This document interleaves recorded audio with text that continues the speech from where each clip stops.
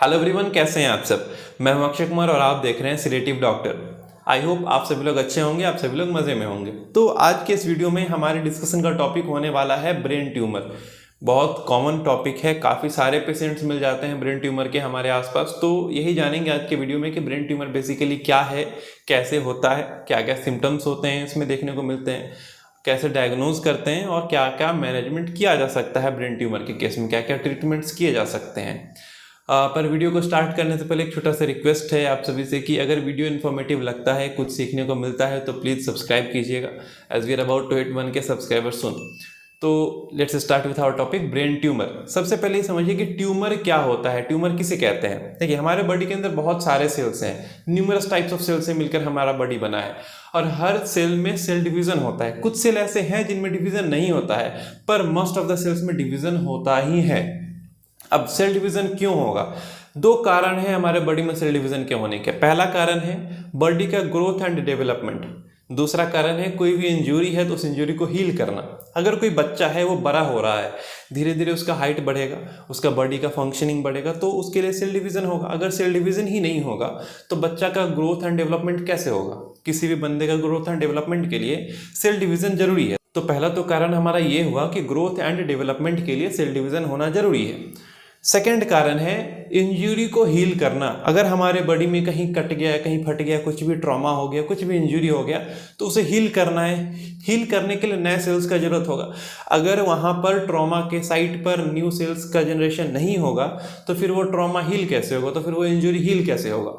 तो new sales कहाँ से आएंगे? तो सेल डिवीजन से आएगा। सेल खुद को मल्टीप्लाई करेगा तब वहाँ पे इंजरी हील करेगा। तो ये दो कारण हैं जिसके लिए सेल डिवीजन होता है।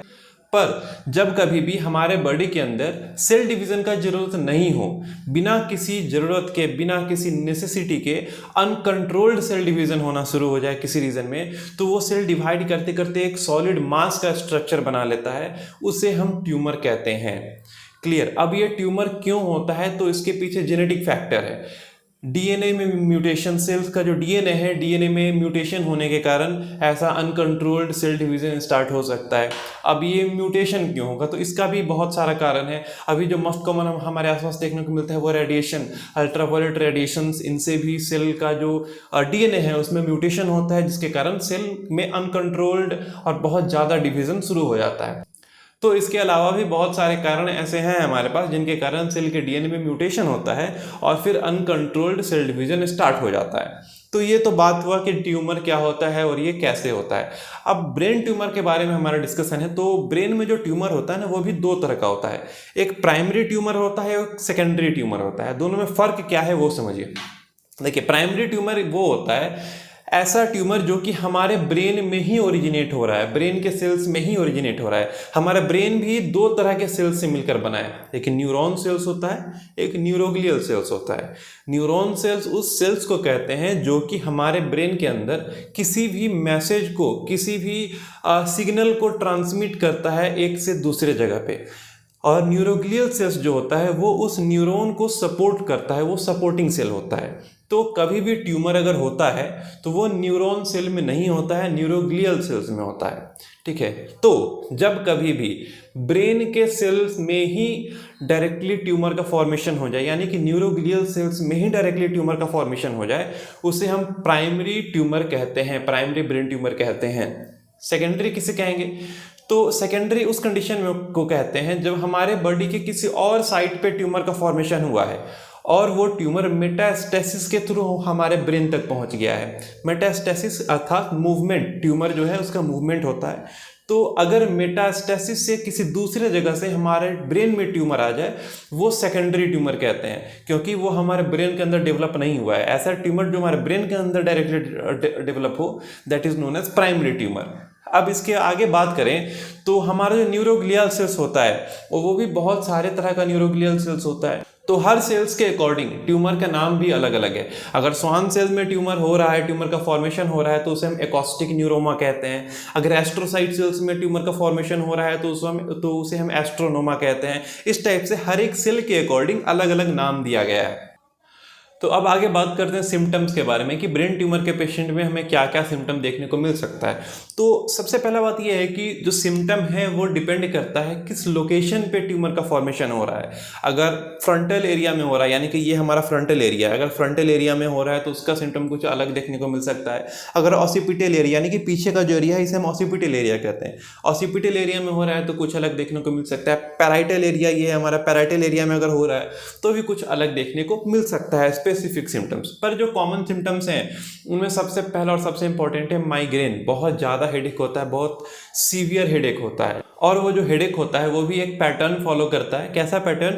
तो माइग्रेन शुरू होगा, हेडेक शुरू होगा, और वो उस हेडेक का इंटेंसिटी बढ़ता चला जाएगा जब तक कि वॉमिटिंग ना हो। वॉमिटिंग होने के बाद हेडेक बैक टू नॉर्मल हो जाएगा, ठीक है। और ये जो ड्यूरेशन है हेडेक होने में और वॉमिटिंग होने में, इस दोनों के बीच का जो टाइम ड्यूरेशन है ये भी धीरे धीरे घटता चला जाता है। क्लियर? तो ये सबसे इंपॉर्टेंट और सबसे मेजर सिम्टम देखने को मिल सकता है ब्रेन ट्यूमर के पेशेंट्स में। इसके अलावा वॉमिटिंग मैंने ऑलरेडी बता दिया, नोजिया देखने को मिल सकता है।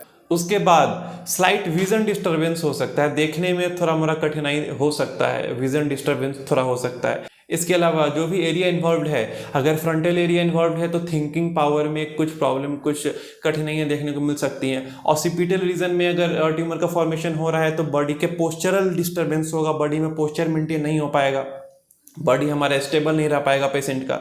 इसके अलावा अगर पैराइटल एरिया में है तो सेंसेशन लॉस, इन सारी चीज़ों में प्रॉब्लम देखने को मिल सकता है। तो ये कुछ कॉमन सिम्टम्स हैं जो कि ब्रेन ट्यूमर के पेशेंट में हमें देखने को मिलते हैं।